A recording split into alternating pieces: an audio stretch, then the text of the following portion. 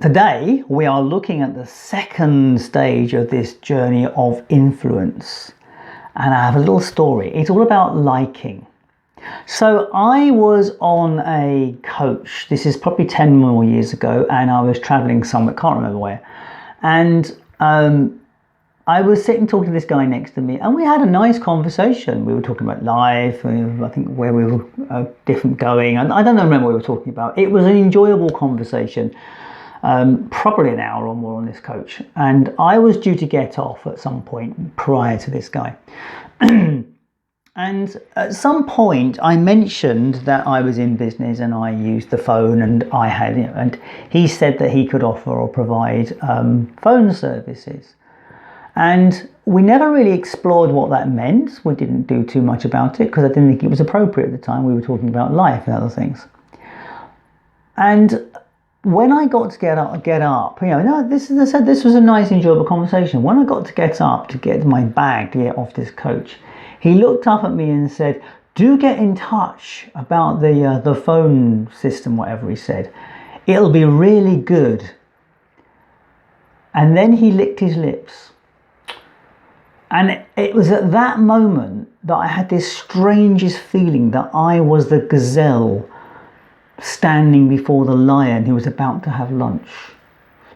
And all those feelings of liking and everything else had literally just been washed away.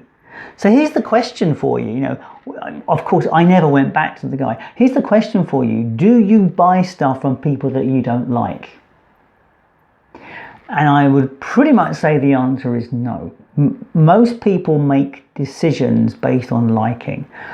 Another story, in a previous company I was in, a very senior member took a total dislike to the actions of a director of another company.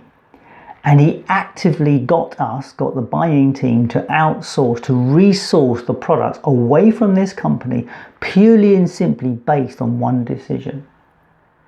So it's incredible, the power of liking, because if you get it wrong, people don't feel influenced by it. Their influence will drive people away. So it's quite fascinating, this whole idea about liking. I mean, in the Cialdini stuff, he doesn't put it that high. I think it's actually number 2 in his thing, and I think it's actually directly under authority. And my reasoning behind that is, obviously you have to set authority. You have to set this idea of why people should listen to you, and then when they do listen to you, they need convincing that they want to listen to you, and liking is that tool. Now, liking comes in several things.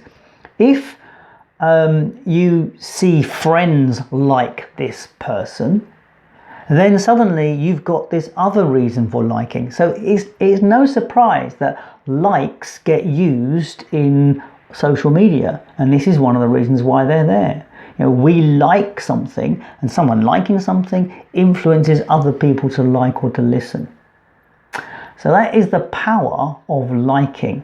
Now, liking is amazing stuff, but just a final point, you can't take your likes to Tesco's and buy food with them. You do need to make sales. So while likes are important and liking is important, it is just one step along the journey of influence. Anyway, I will be back tomorrow with the next stage in this interesting journey towards the path of influence. All the best. See you tomorrow.